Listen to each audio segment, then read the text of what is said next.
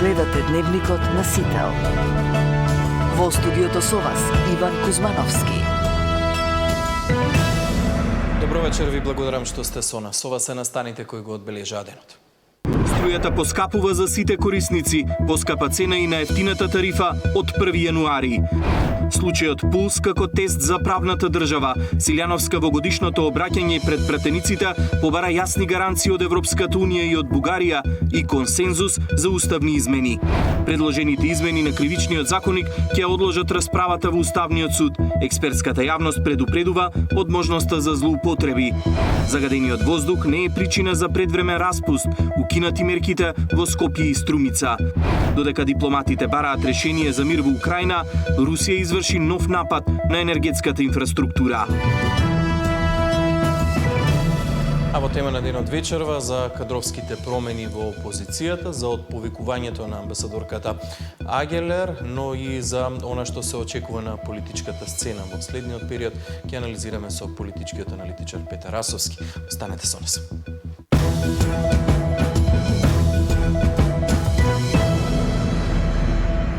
Струјата поскапува од 1 јануари и тоа во сите 4 блокови. Нова поскапа цена ќе има и ефтината тарифа. Во зависност од блокот, месечните сметки ќе се зголемат од 57 до 900 денари. Од опозицијата обвинуваат дека за поскапувањето виновни се лошите политики на владата. Од ВМРО ДПМН пак велат дека иако има поскапување, тоа било најниско во Европа. Од 1 јануари струјата поскапува за сите корисници.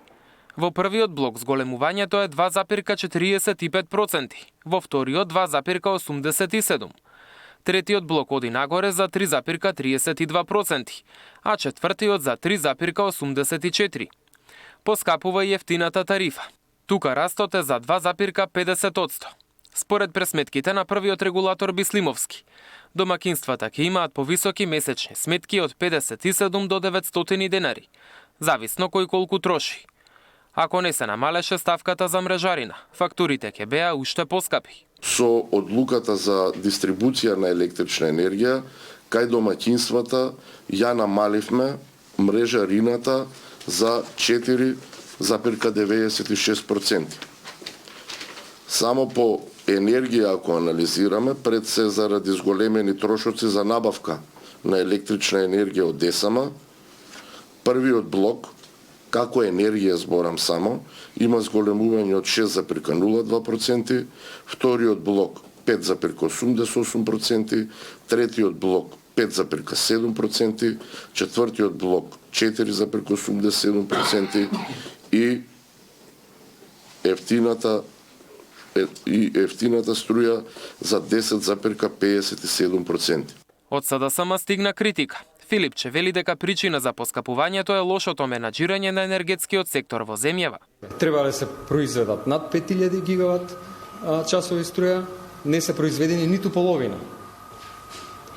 Како половина од хидроенергетскиот потенцијал изминатата година да не работел, ете толку струја недостасува во нашиот енергетски систем. Таа струја е замената со увоз на скапа електрична енергија, наместо да се произведува и наместо Рек Битола, Ослом и Неготино да работат и да произведуваат струја, која што државата ќе ја чини 80-90 евра мегават час.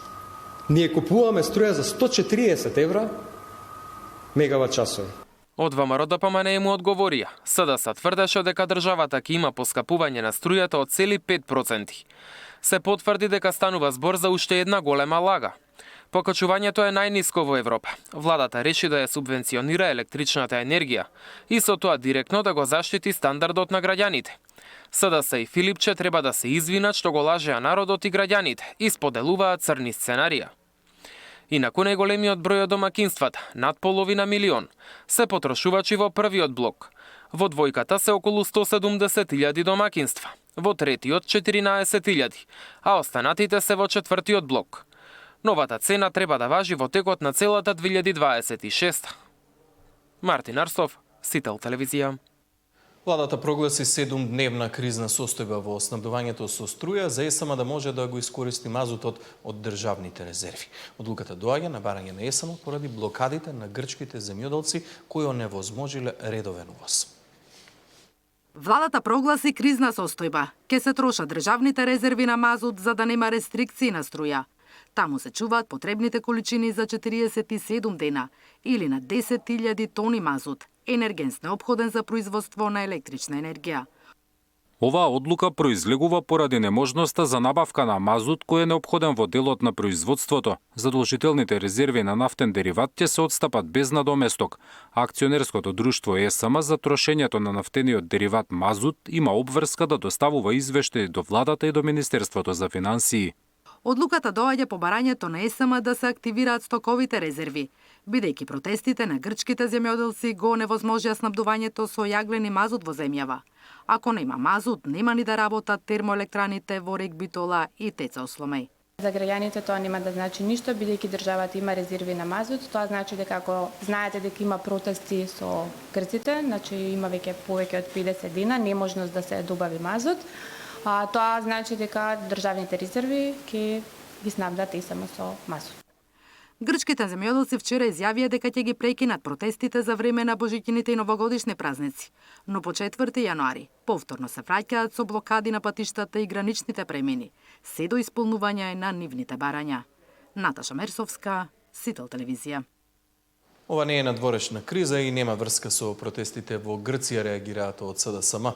Ова е внатрешно предизвикана катастрофа, резултат на криминални тендери, скапувост на струја и неспособност на власта на Мицковски. Клучното прашање е зошто навреме не се обезбедени енергенси. Зошто во сред зима нема најмалку 300.000 тони јаглен на депонија како основен услов за сигурно зимско производство. Зошто мазутот не е набавен навреме, туку сега панично се бара решение. Прашуваме дали постои веќе избрана фирма за снабдување со мазут. Затоа се прогласува кризна состојба и затоа власта удри по џебот на граѓаните. Нема пари, има буџетска дупка од 1 милијарда евра, но не се откажува од криминалните тендери и скапиот увоз на струја, а сега и на мазут. Сметката за ова на крај ја плаќа народот, сите граѓани на Македонија, велат во реакцијата од СДСМ. Случајот Пулс како тест за правната држава, Силјановска во годишното обраќање пред пратениците побара јасни гаранции од Европската унија и од Бугарија и консензус за уставни измени. Предложените измени на кривичниот законник ќе одложат расправата во Уставниот суд. Експертската јавност предупредува од можноста за злоупотреби.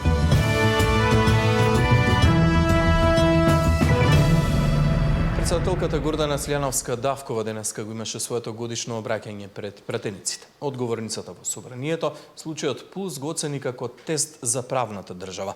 Од политичките партии побара консензус, а од Европската унија и Бугарија јасни гаранции за уставни измени.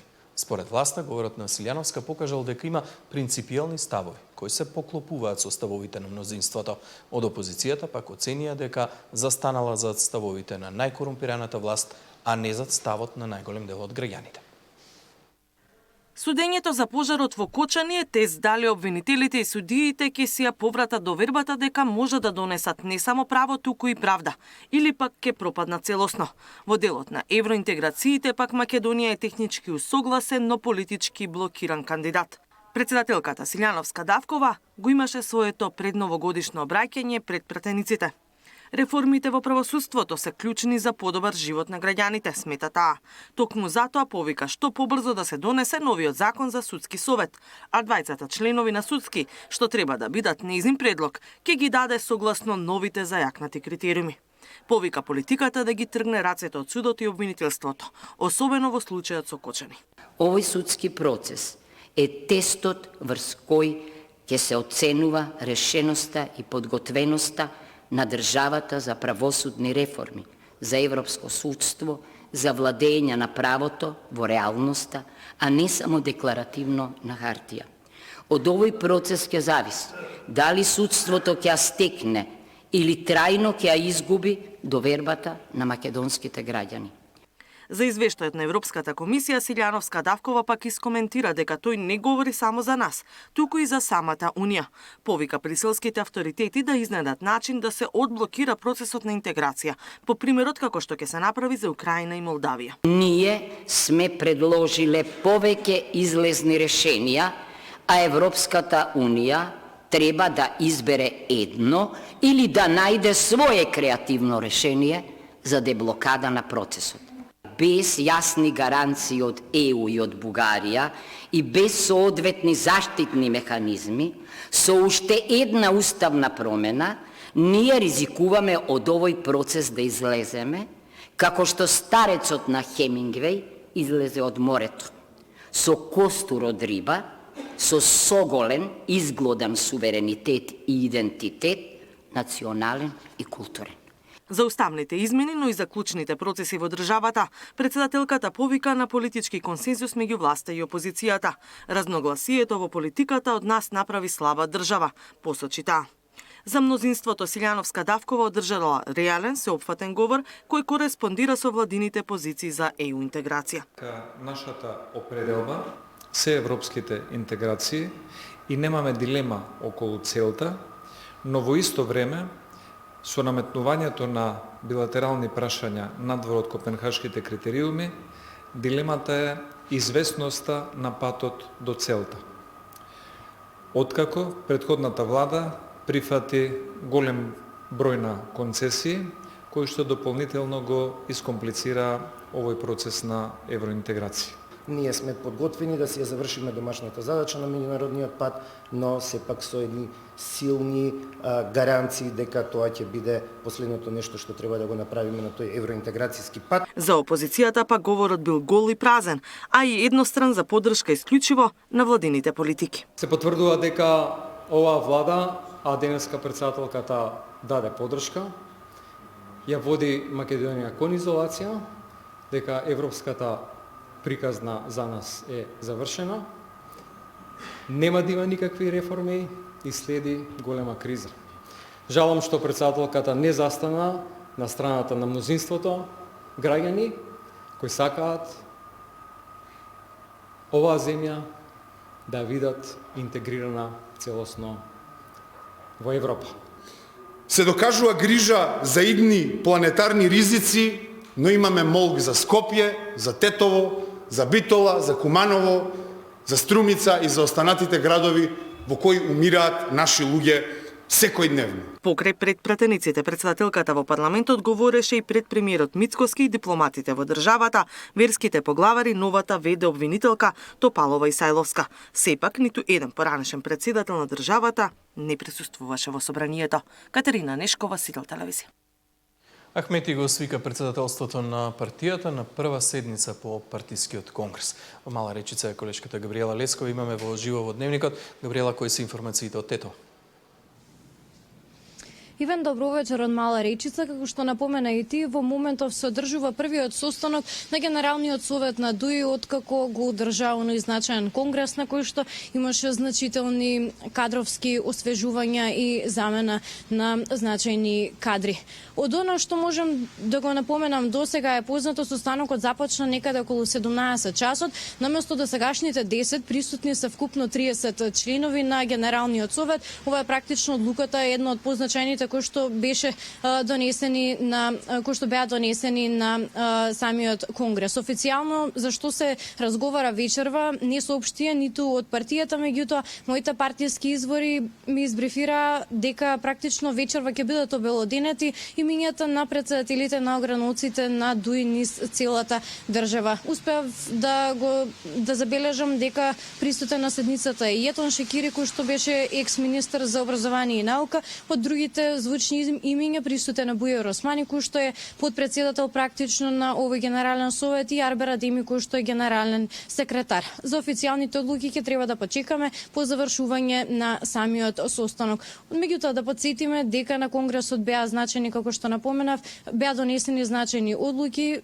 Од партијата соопштија дека е променето 80% од раководството на партијата, меѓутоа и не самиот председател Али Ахмети, кој што веќе има петти мандат.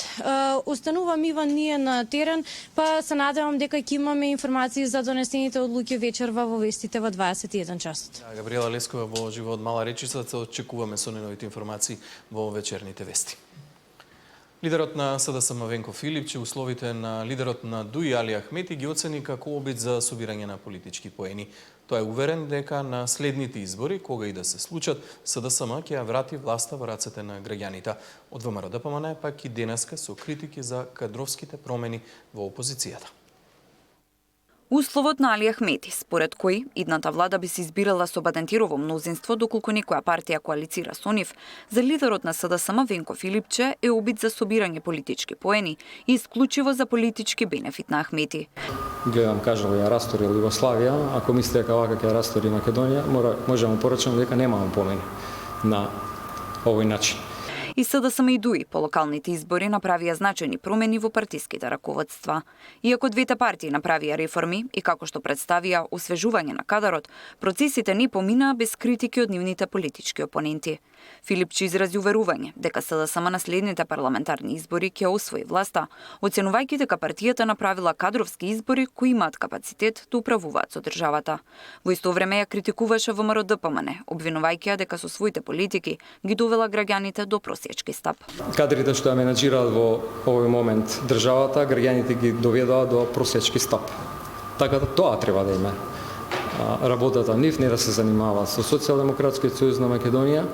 Имаме многу висок критериум за избор на личности на сите позиции и практично се спремаме да наследните избори, кога и да се случат, власта ја вратиме во рацете на граѓаните. Но од ВМРО ДПМН секојдневно ги спорат кадрите кои Филипче ги постави како најблиско раководство. Од Јон Фрчковски до поранишниот директор на затворот Чутка Филип Андов, па се до Жарновски кој според ВМРО ДПМН го треселе скандали и партизација во времето кога бил градоначалник на општина Центар. Новите сили на СДСМ се потрошени кадри кои додека биле на функционерски места изневериле довербата на граѓаните, велат од владеачката партија. Жерновски и Филипче се имиња кои се поврзуваат со СДС од транзицијата. Тие не се нови кадри, туку се кадри кои неколку пати се виновни за поразите на СДС низ годините. И по сите неуспешни обиди во политиката, од градоначалнички избори до дипломатски активности, се стави на располагање заедно со Филипче да биде најголемиот поборник на бугарските агенции и бугарските интереси во државата. Експертската јавност изминатиот период за реформите во двете опозицијски партии коментираше дека наместо лидерски повлекувања и суштински промени, ротира само староновите имиња на раководни позиции во партиите. Тамара Дичевска, Сител телевизија. За актуалните теми како што најави во тема на денот, вечерва анализираме со Петар Арсовски. Арсовски, добро вечер, благодарам за можноста.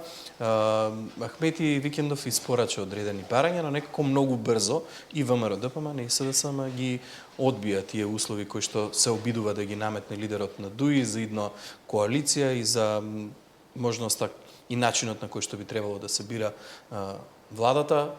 Што значи сето ова? Него сакаат Ахмети или неговите услови? И едното и другото, мислам. Мислам дека има еден амбиент на зголемен антагонизам кон ДУИ и од власта и од опозицијата, од етничките македонски партии, но прва ДУИ се соочува и со фактот дека половина и од албанските гласачи веќе не ги подржуваат нивните политики и тоа за нив ќе биде предизвик во следниот период. А вториот проблем е проблем на наративот, на така наречениот договор за напредок, во кој се вели дека владата треба да се бира со бадентерово мнозинство, како и законите кои се донесени со бадентерово мнозинство да се разгледуваат и на Уставниот суд. Ние повеќе пати сме биле сведоци на ваков обид за ревитализација на еден политички наратив на ДУИ, Охридскиот рамковен договор, Зелената агенда, ПСЕЙО, кампањата за албански премиер и така натаму. Така што ова може да биде некаков политички маркетинг за ДУИ да има нова голема политичка приказна, но нивното тврдење е малку посериозно. Тие тврдат дека албанците повторно не се чувствуваат добро во оваа држава, дека повторно се чувствуваат како гости во сопствената држава и дека овој договор е неопходен за да се реафирмира унитарниот карактер на државата и фактот дека македонците и албанците во Македонија сакаат да живеат заедно. Тие две причини заедно се причината зашто оваа иницијатива кај најголемиот дел од македонските партии, но и кај дел од албанските партии беше дочекана на нож. Но овие барања некако ги допираат точките таму каде што ДУИ до сега имаше проблем. Некои ќе речат дека ова е обид на Ахмети да си обезбеди постојано учество во власта или практично кажано, за да има некоја влада бадентерово мнозинство, треба да го има најголем дел од албанските партии во својата коалиција. Може ли да се гледа од таа страна? Возможно е тоа да се толкува така. Ако се мерат емпириски резултатите до сега, тоа значи дека до сега цело време ДУИ би бил во власта, но имајте предвид дека резултатите на последните локални избори покажаа дека коалицијата Влен сериозно му се доближи на ДУИ. Ти има подобар резултат од што било кој во албанскиот блок, па и вкупно во македонската политика очекуваше, а Дуи имаше полош резултат од тоа што секој очекуваше. Ако Дуи продолжи со ваков наратив кој премногу наликува на нивната зона на комфорт, таа е околу Охридскиот рамковен договор, може да се случи да станат анахрони. Односно албанските гласачи да изберат друг кој ќе го почитува овој принцип на тоа е всушност враќање на принципот победник со победник низ еден друг загарантиран уставен механизам. Ќе видиме како ќе се одвиваат овие работи, но видовме што се случуваше на Конгресот. Од Дуи велат дека промениле околу 60, над 60% од составот на председателството, 20 нови членови, околу 30% имало жени, меѓутоа сите овие имиња кои што беа објавени во јавност се добро познати на јавноста, не станува збор за некои нови играчи или се тоа поранешни министри или актуелни пратеници. Може ли да зборуваме за реформа кадровска во Дуи? Официјалниот податок кој ни беше соопштен на брифинг во Дуи беше дека тие смениле 82 точно проценти од раководството во тој новиот генерален совет, како се нарекува веќе новото тело, што беше претходно централно председателство. Едно нешто заборава Дуи, а тоа е дека 90% од раководството на Дуи е ахмети. Значи, Дуи во промените во ова ребрендирање не може да избега од дебатата за тоа дали тоа треба да оди и до врвот, односно до ахмети. Тие таа дискусија ќе мора да ја рационално да ја отворат и се наоѓаат во една условно политичка стапица. Политичкиот маркетинг вели дека што поголемо ребрендирање, тоа побрз ресет во гласачките преференции, а при тоа во моментот не сум сигурен дека може да си дозволат да разговарат за промена на лидерската позиција, бидејќи се секако разнишани, а тој ја контролира партиската инфраструктура долго е во политиката.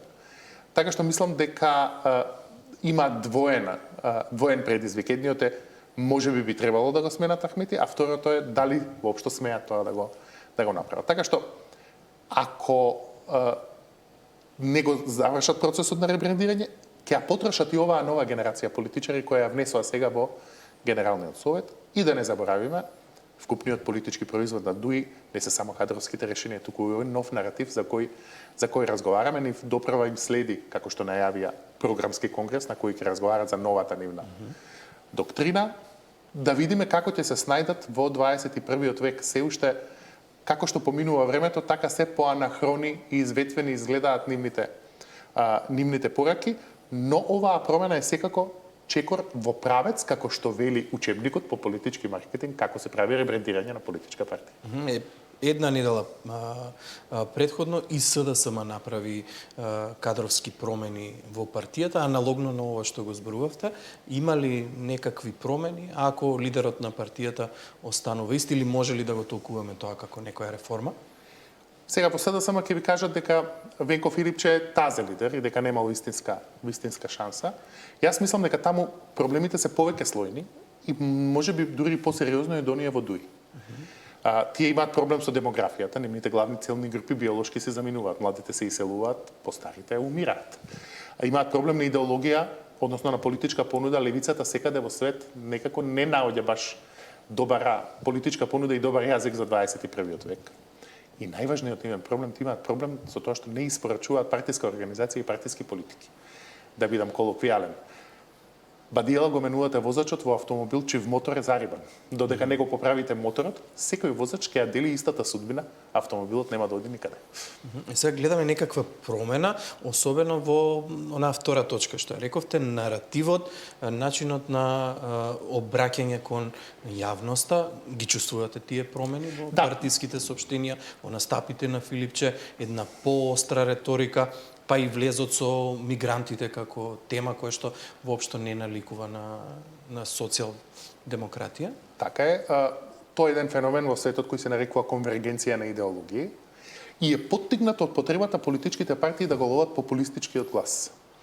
Во овој случај чувствувам едно посериозно предаторство по политички теми од страна на социјал-демократите, одошто некаква ревитализација на политичката доктрина. Мислам дека за вистинска нова политичка доктрина во 21. век се потребни посериозни дискусии. Мислам дека ова во моментот е повеќе едно позиционирање на политичката сцена, ловење на грешките или на, условно речено, критичните точки на владата. И да, точно е, на Македонија и се потребни повеќе мигранти, а не помалку, имајќи преди дека сериозно не недостасува работна сила и контраинтуитивно е една социјалдемократска партија да се противи на таков проект. Па гледаме дури поостри тонови околу ДУИ, околу Европската унија, значи има едно поместување во наративот. Не знам дали е тоа производ на некаква интроспектива или на трка по дневен пиер. Довде за опозицијата, ајде сега за власта. Денеска во собранието се случи годишното обраќање на председателката. Синоним за годишно обраќање според мене би требало да бидат јасни, кратки, директни пораки кон пратениците и кон општеството. Ние денеска бевме сведоци на еден говор кој што траеше повеќе од 1 час. Колку и да сакате, не можете да задржите внимание повеќе од 1 час. Главно пораките беа дека случајот Пулс ќе биде тест за правната држава и дека се потребни гаранции за уставни измени. Како вие го следевте ли говорот на председателката и како го анализирате во нејзино обраќање денес? Да бидам искрен, се уморив малку од говорот, еден говор во стил на Кастро, малку, да ги измори оние кои го слушаат. Се согласувам апсолутно со вас, но знаете како во политиката, што помалку решение имате во своите политики, тоа говорите ви стануваат подолги. Бидејќи ги криете во една политичка магла. Мислам дека председателката, сега да не истолиме паметнije за незината политичка позиција, меѓутоа можеше да биде покуса, можеше да биде поударна. Мислам дека говорот изобилуваше со некакви тавтологии, дека случајот Пулс е тест за македонското правосудство. Секој посериозен случај е тест за македонското правосудство и македонското правосудство е под тест цело време. Она што е интересно е дека изгледа дека државниот врв се закопува уште повеќе во рововите на тензија помеѓу нас и Бугарија. Изгледа дека таму нема некаква сериозна желба за компромис. Јас гледам и поголемиот дел од државниот врв вели сега во Бугарија е нестабилна ситуацијата, не можеме да продолжиме. Нас Бугарија не ни треба, ако одлучиме да ги спроведеме уставните измени, нас Бугарија ни е потребна само ако инсистираме да преговараме повторно. Но и кога би преговарале повторно, треба да преговараме со Брисел, а не со Софија. Софија треба, ако ние се договориме со Брисел и Брисел се согласи, тие ќе решат согласноста на Софија. Така што ми изгледа дека сме ние во една пат позиција во 2026 и за пат позиција тавтологиски говорат саат и пол. Сега за една пат позиција, колку ќе допринесе и од повикувањето на Агелер? На сите ни е јасно дека изминатиот период во јавноста се создаваше впечаток дека Соединетите Американски држави се тие кои што некако ни помагаат да има некакво придвижување во тој процес. Сега одеднаш добиваме информација дека амбасадорката се повлекува, ќе дојде ново име кое што веројатно ќе треба да ги учи позициите и на македонската влада и односите со Бугарија. Што да очекуваме?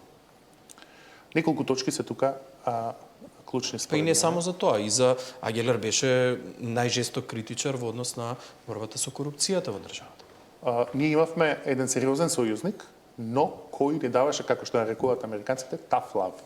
Значи, поддршка, но со строг еден јазик, и мислам дека тоа беше потребно за македонската политика во тој период. Јас мислам дека амбасадорката одлично заврши својата работа. Притисокот на Соединетите Американски држави за членство во ЕУ се уште е притисок да имаат уште еден силен сојузник во рамките на ЕУ. Инаку политиката на Соединетите Американски држави се лади од ЕУ веќе подолго време.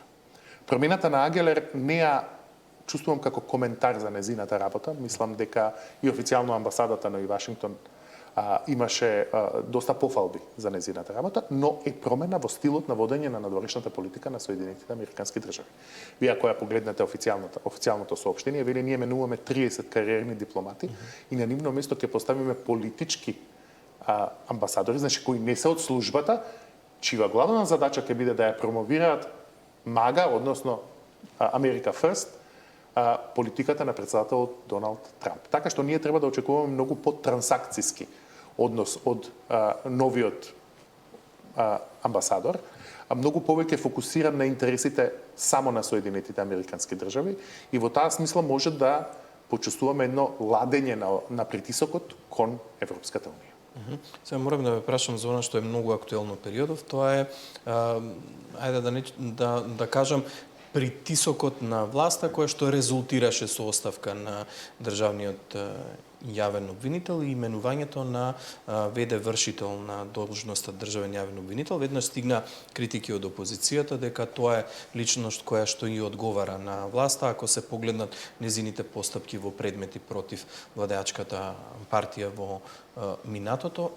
Дали може да им се случи на власта поголем проблем отколку корист во ова постапка со смена на Коцевски и избор на нов државен јавен обвинител? Разбирам. Дали мислите дека револтот на јавноста може да ја чини власта повеќе рейтинг од што смената и напредокот во условно речено испораката на правда? Сега веќе ќе нема ниту изговор. Обвинителот ќе биде нов. Не гледам таков револ во јавноста. Мислам дека тоа се должи на сознанието дека ние всушност живееме во илузија дека републичкиот јавен обвинител е независен од власта. Тој не е независен од власта. Во крајна линија преку Републичкиот судски совет, председателот на Републичкиот совет на јавни обвинители и председателот на Советот на јавни обвинители, власта и тоа како влијае на изборот на Републичкиот јавен обвинител. И тоа можеби би било и прифатливо, имајќи предвид дека тој треба да ја спроведува казнената политика на власта. Мислам дека се потребни промени во начинот на избор. Ние ако сакаме да имаме вистински независен јавен обвинител, треба да биде на избори. Треба да се гласа Републичкиот јавен обвинител. Додека тоа не се случи, ние ќе играме ова Том и Џери варијанта, независен, ама не е независен. Да, може да се случи фарсата околу изборот да ја чини власта. Политички поени, меѓутоа, имајќи предвид дека немаше некаков сериозен одблик од невладини организации, од меѓународни организации и така натаму, само од опозицијата во смисла на политика, мислам дека најголем дел од јавноста е помирена со фактот дека Републичкиот јавен обвинител всушност спроведува казнена политика на власта.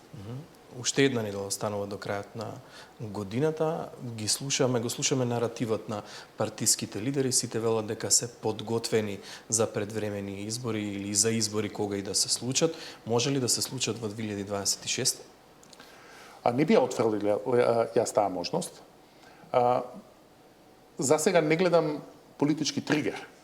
Знаете како кога имате вие избори треба да имате некаква политичка мотивација. Ако се зголеми притисокот или ако се остварат најавите на премиерот дека ќе има поместување во разговорите со Бугарија, може да очекуваме предвремени парламентарни избори. Јас на негово место, мислам и тој, сигурно ќе сака да го ресетира мандатот и на почеток на мандатот да направи некое прашање кое е контроверзно, за да има 3-4 години да ги пожнее поволностите од таквиот потек. Значи, тоа е едната можност. Втората можност е да се случи нека голема криза. Да се нема пари во буџетот, да нема пари за плати и за пензии и така натаму. Без тоа, мислам дека власта ќе биде во сериозен предизвик да обезбеди политички контекст во кој предвремените избори би биле доживеани како било што друго, освен политички маневр. Да, добри, јасни и многу актуелни причини. Арсовски, благодарам многу за анализ. Слава на поканата. Во продолжение во однос на дебатата во Уставниот суд за измените во Кривичниот законник, по поднесените измени во собранието од страна на власта, председателот на судот очекува дека утре воопшто нема да има дебата по оваа точка. Експертите пак изразуваат загриженост откако ги погледнале промените кои што ги предложија представниците на владеачкото мнозинство во собранието. Поднесените измени на Кривичниот законник кои влегува во собраниска процедура најверојатно ќе отложат утрешната расправа пред Уставниот суд. Откако собранискиот спикер е формално одговорил на рокот кој му го постави судот за 6 месеци да се направат измени на спорните одредби, председателот на Уставен Костадиновски очекува утре на седницата да нема дискусија, а уставните суди да ги чекат конечните законски решенија. Процесот, вели, не е окончан. Ние имаме формално известување од спикерот на парламентот, кој вчера го разгледувавме на работен состанок и ние констатиравме дека дел од правните стојалишта во нашето решение се испочитувани. Значи, моето очекување дека на утрешната седница на Уставниот суд нема да има дискусија, ќе ги чекаме законските решенија. Кога ќе бидат донесени? Ние повторно сме должни да се навратиме и да ги цениме и во формална и во материјална смисла. Што значи нема да има одлука утре на Уставниот суд. Според професорот Прешова, ако овие измени кои влегува во процедура не се дел од најавениот кривичен законник, ќе се создадат дополнителни проблеми. Потребно е, вели, конкретно и јасно решение. Сега се носат овие измени, следната година за имаме обврска да носиме кривичен законник, односно е предвидено така. Мислам дека е поприлично проблематично со таков тип на материја и во однос конкретно на кривичниот законник. Така што и уште една работа, не заборавајте дека и да ги донесат новите измени за делата кои се сторени во овој период, за кои се води постапок, ќе важат претходните измени. Затоа јас сметам дека најисправно да се оди на едно радикално решение со јасно детерминирани рамки и последици кои мора да ги прецизира или би требало да ги прецизира Уставниот суд. И делегацијата на Европската Унија упати критика за измените донесени во 2023 година, но вели дека пораката од Брисел е јасна државата да усвои законник согласен со европските стандарди. Сега сме во една ситуација во која ниту парламентот, кој вообичаено би требал да действува, да делува на предлозите на Уставниот суд, ниту пак владата презеле нешто. Постои висок ризик дека сите ќе бидат ослободени. Во 2023 тогашното мнозинство со европско знаменце и скратена постапка го смени кривичниот законник и овозможи намалување на казните за злоупотреби направени од функционери. Според мнозинството кој ги предлага овие измени, ова е пријатно решение до завршување на новиот кривичен законник со цел да спречат амнестија на 200 активни предмети, но и за да ја обезбедат правната држава. Предвидени се повисоки казни затвор за злоупотреба на службената положба и за несовесно работење во службата, но и повторно враќање на злоупотребата во јавните набавки како потешко кривично дело. Ивана Соколовиќ, најдова, Сител телевизија.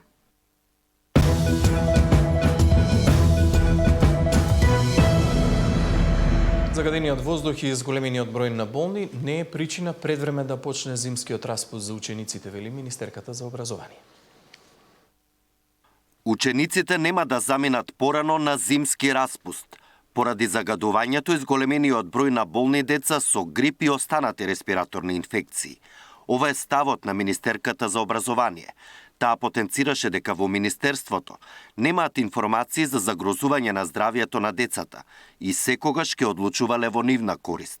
Распустот останува од 31 декември до 20 јануари. Мене ми е жал што мора да направам груба споредба, но во некои европски земји децата и кога имаат грип и во градина и во градинки на училиште одат на настава се додека нивното здравје не е загрозено. Ова го велам во правец на оние коментари дека нашите деца многу учат и многу се оптоварени. Не се, доколку здравјето им е во прашање, секако лекарите и родителите ќе одлучат за тоа, но доколку тоа не е ништо сериозно, сметам дека и да отсуствуваат ден-два не е проблем, а би било проблем, како што во минатото се случуваше, да ги скратуваме учебните денови. Иако и утринава главниот град повторно беше покриен со магла, од Министерството за животна средина информираа дека во Скопје и Струмица се укинуваат мерките и препораките поради загадениот воздух, зашто среднодневните концентрации на PM10 частичките се под дефинираниот праг на алармирање. Александар Динев, Сител телевизија. Апелациониот суд во Гостивар двојно ги зголеми казните затвор за обвинетите за пожарот во Тетовската модуларна болница. Наместо по 1,5 година, двајцата поранешни директори на болницата, Флорин Бесими и Артане Теми, според одлуката на повисокиот суд, ќе треба да издржуваат затворски казни во трајање од по 3 години. Во одлуката, Гостиварска апелација наведува дека изречените кривични санкции биле во согласност со степенот на кривична одговорност на обвинетите, тежината на кривичното дело, последиците, односно смртта на 12 пациенти и двајца роднини на Теми и Бесими им се судеше по втор пат, а обвинети беа за тешки дела против општата сигурност за пожарот во Тетовската ковид болница. Во понеделник на 29 декември обвинетиот Фатон Љури ќе слушне пресудата за сообраќајката за владата во која на пешачка патека загина 68 годишниот Југослав Николовски. На денешното рочиште за завршни зборови обвинителството го повика судот да примени заострена казнена политика при одредување на казната, бидејќи се почесто се случуваат сообраќајки со жртви. Очекуваме санкција преку која сторителот ќе почувствува последицата што ја предизвикал и ќе влијае превентивно кај другите учесници во сообраќајот, рече во судницата обвинителката. Обвинетиот Фатон Љури во јули годинава, движејќи се со мотор по пешачката патека зад владата, удри во Николовски, кој почина по здобиените повреди. Љури го призна делото, рече дека се кае за стореното, заради што неговиот адвокат побара поблага казна. Семејството на починатиот очекува казната во која судот ќе цени дека обвинетиот во случајот возел по пешачка патека и без возачка дозвола. Се работи за смртно прегазување на мојот татко на пешачка патека, ќе потенцирам пешачка патека, која што се наоѓа пред нашиот дом на живење.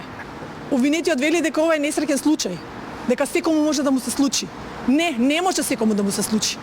Тој вози мотор кој што е од 1000 кубика, Кавасаки огромен мотор, нема возачка дозвола, нема кацига, што понатаму? Го нема 2 дена. Очекуваме дека пресудата ќе биде на највисоко ниво, остра и се надеваме дека ќе има правда.